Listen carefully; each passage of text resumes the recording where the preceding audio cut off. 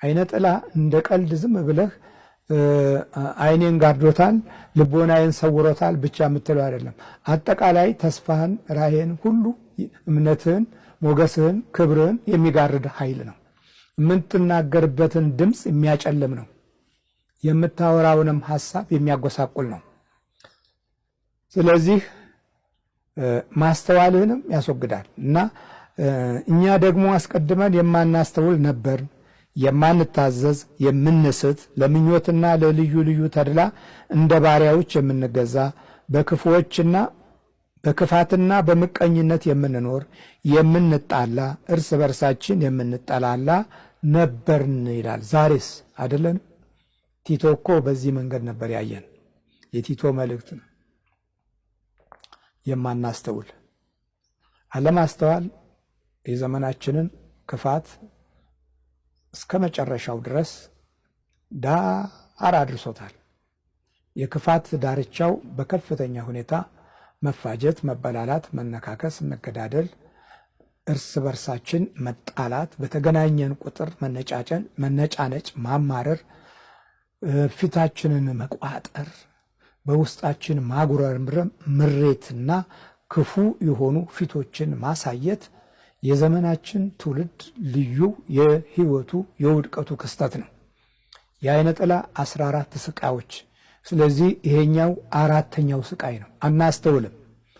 የሌላው ጉዳታችን አይደለም። የመንፈስ ስቃይ ሌሎች ላይ በደረሰበት ልክ ልጆቻችን ላይ እስኪደርስ የምንጠብቅ፣ ዛሬም ልጆቻችን ላይ ደርሰው ፈዘው ደንግዘው በተለያየ አይነት ህይወታቸው በመናፍስት ሱስ ተጠምደው የዲያብሎስ አጋዥነት ባለበት ምኞት ውስጥ ወድቀው ሲባዘኑ፣ ከህይወታቸው ተጣልተው፣ ከቤተሰብ ሲጣሉ፣ ከኑሯቸው፣ ከጊዜያቸው፣ ከተስፋቸው ሳይገናኙ የምናያቸውና የምናሳድጋቸው ትውልዶች ራሳችን ያመጣ ነው፣ ባለማስተዋል ያካበት ነው።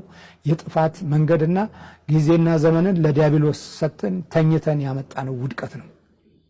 እግዚአብሔር ምሕረቱን ያብዛለን። ቅድም እንዳብራራሁት ሰዎች እናንተን ሊጎዱ ሲፈልጉ የሚሰልቧችሁም ስልብና አለ። አጥፋበት፣ አውድምበት የሚባል ስልብና አለ። ላየው አልፈልግም። ጽንስ ከሆነ ስለብባት፣ አጨናግፈው፣ ጽንሱ እንዲሰለብ ወይም እንዲጨናገፍ ያደርገዋል። እውቀትም ከሆነ እውቀታችሁ እንዲሰለብ ያደርጋሉ። ሀብት ንብረት ከሆነ ሀብት ንብረት እንዲሰለብ ያደርጋሉ። ልጆችም ከሆኑ አብራን ክርት በማድረግ እንዲሰለቡ ያደርጋሉ። ከእናንተ እንዲሰወሩ ያደርጋሉ። ብቻ ሰላቢ አንደኛው አውድም አጥፋ ነው። ሁለተኛው ሰላቢ ደግሞ እንካፈል ነው። ብቻህን አትብላ ነው። አበድሬ ነው። ስጠኝ፣ አበድረኝ፣ ከዛ በኋላ ተውልኝ። ከተበደራችሁ በኋላ ገንዘቡን እናንተ እንዳትጠይቁት አድርጎ ደግሞ እንደገና በራሳችሁ ገንዘብ ይጋብዛችኋል። ከዛ በኋላ ገንዘብ ይስጠኝ አትሉትም። በጣም ነው የምትቸገሩት። ስለዚህ ከሰላቢ ለመዳን መፍትሄው አንዱ ጸሎት ክፍል ነው። ጸሎት ቤት መኖር ነው። ሌላው አስራት በኩራት ማውጣት ነው። አስራት በኩራት ማውጣት ሰላቢ የሚባለው ነገር እናንተ ውስጥ እንዳይገባ ከፈለጋችሁ አስራት በኩራት የወጣበትን ገንዘብ መንካት አይችልም ሰይጣን። አይነካውም። የተባረከ ነው የሚሆነው ገንዘባችሁ። እውነት በትክክል በቅንነት የመጣ ገንዘብ ከሆነ ነው እንጂ ናይት ክለብ ከፍቶ፣ ጭፈራ ቤት፣ ቡና ቤት፣ ግሮሰሪ ቤት ከፍቶ አስራት ስለወጣ እግዚአብሔር ይባርኳል ማለት አይደለም። ሰዎችን በውስኪ አራጭቶ አፈነካክቶ አጫፍሮ ቡጊ አስደንሶ ዳንኪራ ዲጄ አምጥቶ እንትን ብሎ አስራት አወጣለሁ ብሎ ማለት ዘበት ነው። እግዚአብሔር አይቀበለውም እንዲህ አይነቱን ነገር። ሸተተኝ ነው የሚለው እግዚአብሔር። እንደዚህ አይነቱን ነገር በቃ ከረፋኝ ነው የሚለው። አይፈልገውም። እናንተን ነው የሚፈልገው። እናንተ መጀመሪያ ራሳችሁን አስራት አድርጋችሁ ስጡት። ንጹህ የሆነ መስዋዕት ሆናችሁ ቅረቡ። ከእጃችሁ ገንዘብ ይልቅ ከመባው ከአስራቱና ከምጽዋቱ ከዝክሩ ከጸበል ጻድቁ በፊት እናንተ ራሳችሁ ለእግዚአብሔር ምን ሆናችሁ ቅረቡ? አስራት ሆናችሁ ቅረቡ።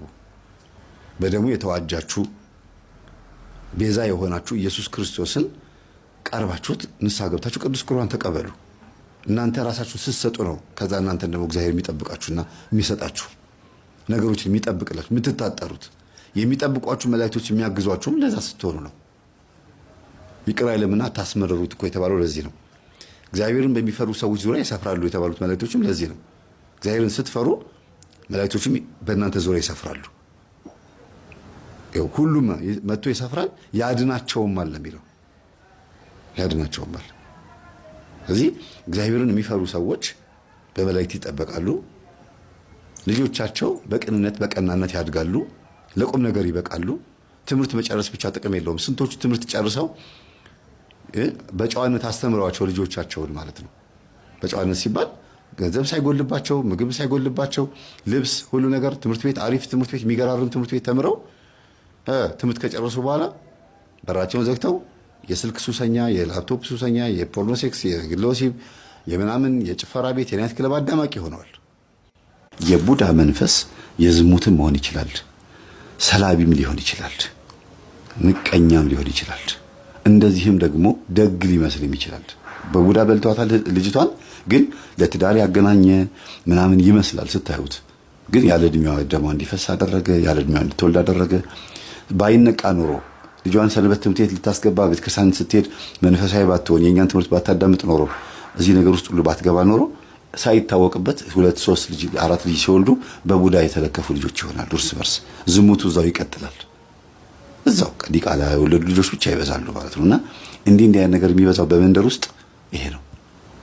በተለይ ሲንግል ማም ወይም ሴቶች ልጅ ወልደው ከእናታቸው ጋር ብቻ የሚቀመጡ፣ ሴቷ ልጅ ራሷ ወልዳ ከባሏ ጋር ሳይሆን ከገዛ እናቷ ጋር አብራ የምትኖር ከሆነ፣ ወንዱም ራሱ ወልዶ ሰፈር ውስጥ ያለ ጋብቻ ወልደው ዝም ብሎ አብረው ሳይሆኑ ዝም ብሎ የሚኖሩ ከሆነ በቡዳ ስለተበላሉ የመጣ የዝሙት መንፈስ ወይም ደግሞ የጉርብትና የተለያየ አይነት የችግር መንፈስ ነው እንጂ ኖርማል አይደለም።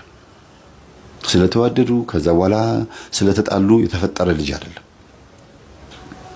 ይሄ ነው ኬዙ። እናንተም በኮሜንት እስቲ ይሄን ነገር በደንብ አስፍታችሁ ጻፉልን።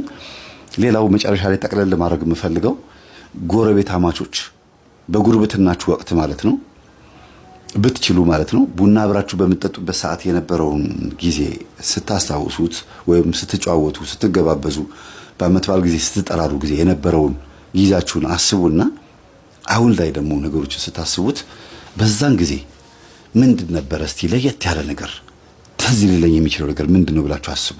በጉርብትናችሁ ጊዜ የነበረው ነገር በርበሬም ስታስፈጪ ሽሮም ስታስፈጪ በመሰለቂያ ወይም በመቀነሻ አንጥተሽ ለጎረቤት ለተሰጫታለሽ፣ እሷም ትሰጥሻለች። ይሄ ደስ የሚል ነው።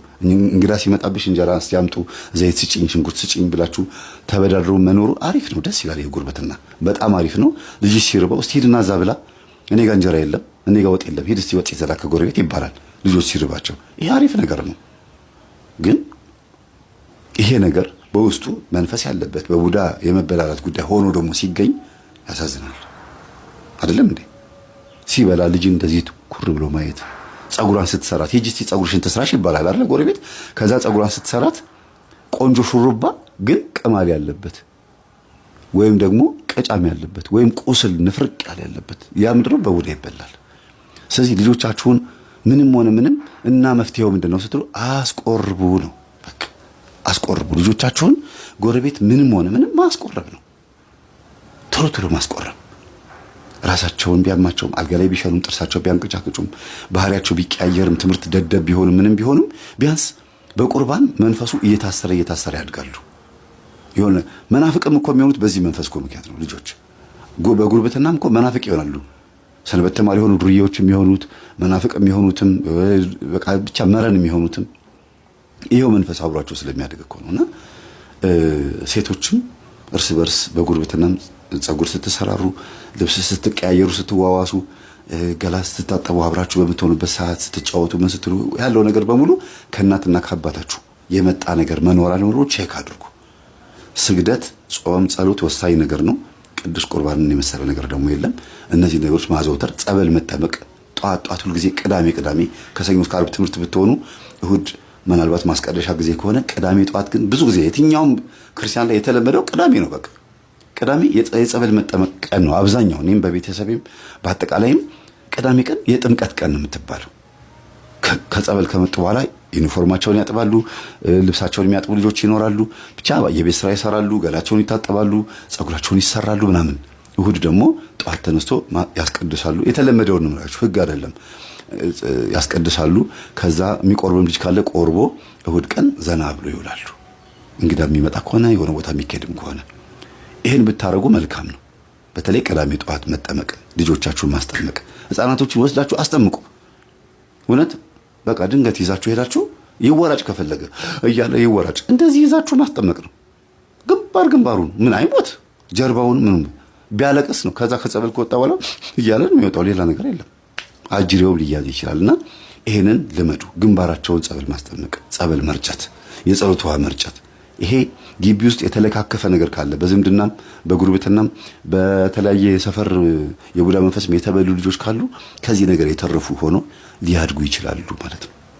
እግዚአብሔር ይሁነን። ሰላሙ ነው። ከልብ ስትጸልዩ በአምልኮት ዕለት ሲገለጥ ጉልበታችሁ አቅማችሁን ያህል በርከክ ማለት ሲጀምር መስገድ ስትጀምሩ አምልኮት ይባላል። አምልኮት የሚለው ቃል ለእግዚአብሔር መንግስት መገዛት የሚለውን ሐሳብ የያዘ ነው። ከዛ በኋላ እግዚአብሔር ለአንተ የሚሆነውን መንግስት ይሰጣል፣ የሰማዩንም የመሬቱንም። አይ አልገዛም ያልንበትን ጊዜ አምልኮት ስላልፈጸምን ጨቋኞችን፣ በዝባዦችን፣ ከሃዲዎችን እንድናፈራ ተገደናል። ግልጽ ነው። በግልጽ ነው። በትክክለኛው እውነታ ይሄ ነው። አምልኮት መስጠት ሲጀምር መንግስቱን በአንተ ውስጥ ይጀምራል። ሞገሱን ይሰጣል፣ ጸጋውን ይሰጣል። የተናገርከው ሐሳብ ያወጣው ይጠበቃል፣ ይከበራል። እሱ ይቅደም ይባላል። በተንኮል በክፋት በቅናት የምናይበት ውሃው ይጠፋና የእግዚአብሔር ውሃ የቃና ዘገሊላ ውሃ ክርስቶስ የነካው ውሃ ያ የወይን ጠጅ የጠመቀው ውሃ የባረከው ውሃ አይናችን ውስጥ ይሆናል።